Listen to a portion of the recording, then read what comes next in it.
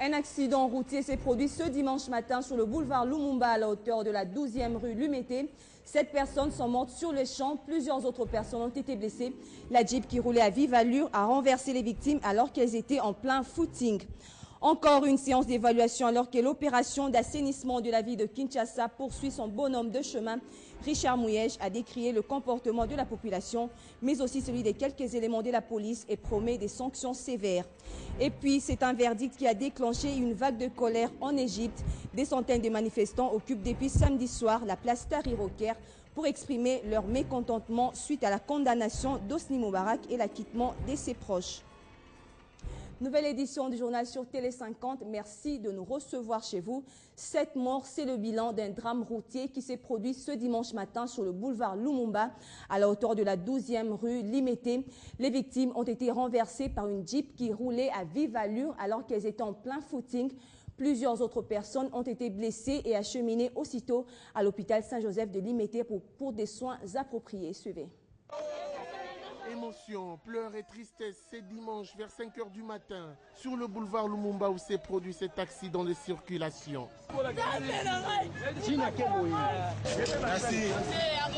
Selon les témoins trouvés sur place, une Jeep de marque Prado qui roulait de vive allure a fini sa course sur le trottoir. Bilan provisoire, 7 morts et plusieurs blessés.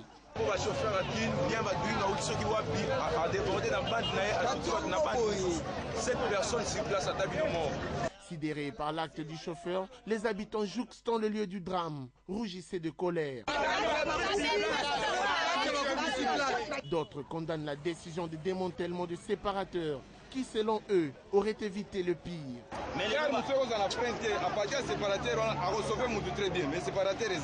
Avant l'arrivée de la police et la circulation routière, la Jeep était complètement incendiée par les jeunes du quartier Limété, en complicité avec le badaud.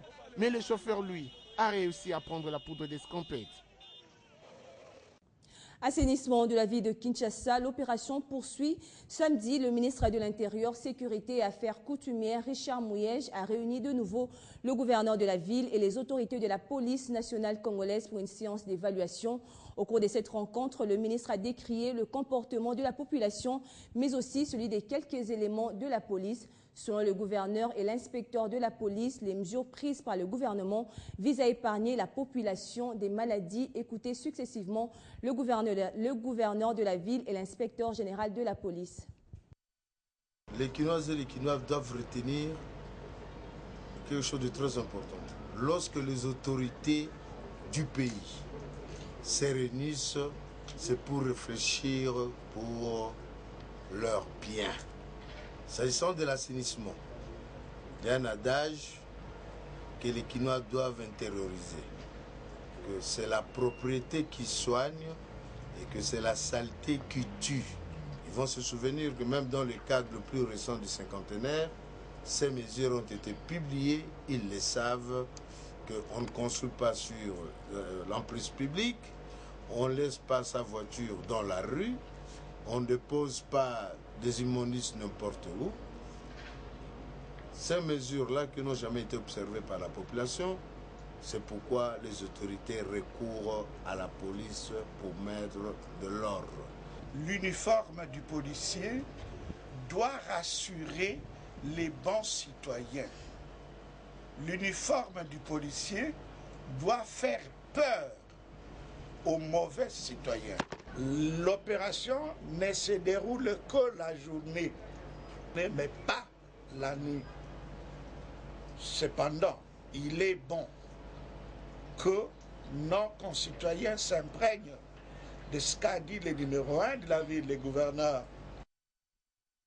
Et dans un autre registre, sachez que l'épouse du chef de l'État a accordé vendredi une audience à une délégation d'Israéliens vivant à Kinshasa. Marie-Olive Lembe Kabila a échangé avec des experts d'irrigation pour alimenter la ferme présidentielle ainsi que tous les villages environnants en eau potable. Jolidi Oka et Doudou Chamala. La ferme présidentielle implantée dans la commune de Maluku à l'entrée du Bandundu connaît un véritable problème d'eau, pas seulement de la ferme Espoir, mais tous les villages avoisinant cette ferme. C'est ainsi que pour résoudre ce problème, l'épouse du chef de l'État a fait venir ces Israéliens qui sont experts en irrigation dans le but de desservir toute la population de cette partie de la capitale en eau potable, afin de leur éviter de parcourir des longues distances à pied pour puiser de l'eau. Ces Israéliens ont déjà démontré leur expertise dans 21 pays africains dans le monde. Nous sommes ici au Congo, à Kinshasa, sur invitation du président de la République, Joseph Kabila. Il nous avait demandé de venir explorer les potentialités qu'offre le pays, son pays, notamment dans le domaine agricole, pour assurer la sécurité alimentaire. Et voilà que nous produisons bien de choses, des légumes, de plantes, tout ça pour la population congolaise et quinoise en particulier. Et en République démocratique du Congo, c'est à Lubumbashi qu'ils ont lancé cette activité. Pour la ferme Espoir, ce sera un véritable ouf de soulagement qui sera partagé avec ses voisins qui ne cessent de bénéficier de la bienveillance du couple présidentiel en allégeant leurs difficultés auxquelles ils ont depuis toujours fait face. Arrivé ce dimanche à Kinshasa du directeur de la division Afrique de l'Ouest et du centre du Fonds international de développement agricole, IDES de Wilbois répond à l'invitation qui lui a été adressée par la délégation de la République démocratique du Congo lors de sa participation à la 35e session du Conseil des gouverneurs du FIDA au mois de février dernier. Pendant cette visite de 3 jours, il va rencontrer les autorités congolaises et les partenaires de développement en RDC afin de passer en revue la performance du FIDA et les options stratégiques d'investissement en réponse aux priorités nationales en matière de développement agricole et rural. Après l'étape de Kinshasa, IDES de Wilbois est attendu à Brazzaville en République du Congo. Diversifier les connaissances dans le secteur de l'éducation, c'est l'objectif poursuivi par CEA Group of Institutions, cette université indienne qui s'ouvre aujourd'hui aux Congolais. Une délégation des autorités de cette université est arrivée samedi à Kinshasa pour promouvoir l'image de ce collège en RDC. Après Kinshasa, l'équipe se rendra mercredi à Lubumbashi. Dès leur arrivée à Kinshasa, le secrétaire académique de SEA Group of Institutions, Sri Navasa, accompagné du consultant de cette université, Sri Sandermanar, ont fait connaître les raisons de leur présence en RDC. SEA Group of Institutions, qui regorge plusieurs centres, notamment celui d'informatique, mais aussi celui de la chimie, assure l'éducation de la crèche à l'université. Créé depuis 1971, SEA Group of Institutions s'est ouvert aux autres pays en 2000 avec une trentaine de facultés. Parmi les 6000 étudiants de cette université se comptent aussi les Africains, distinctement les Ivoiriens, les Ougandais, les Tanzaniens et tant d'autres pays. Et bientôt les Congolais vont aussi jouir de la formation de SEA Group of Institutions. À Kinshasa, l'équipe devra rencontrer les autorités congolaises en charge de l'éducation.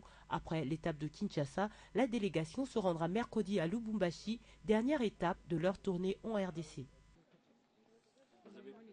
Et puis sachez également que les responsables du projet aurifère Kibali Gold Mine sont allés ce samedi adresser leurs félicitations au vice-ministre des Finances et discuter des problèmes que rencontrent les investisseurs en RDC. Le projet aurifère Kibali Gold Mine est mis en œuvre entre Randgold Resources qui assure une participation effective de 90% dans Kibali Gold Mine SPRL alors que les 10% restants viennent de la Sokimo. Et en dehors de nos frontières, vague de colère inimaginable en Égypte, quelques heures après l'annonce du verdict de l'ancien président égyptien Hosni Moubarak. Des centaines de manifestants occupent depuis samedi soir la place Tahrir au Caire pour exprimer leur mécontentement au lendemain du verdict de Moubarak et de l'acquittement des 6 hauts responsables de la sécurité.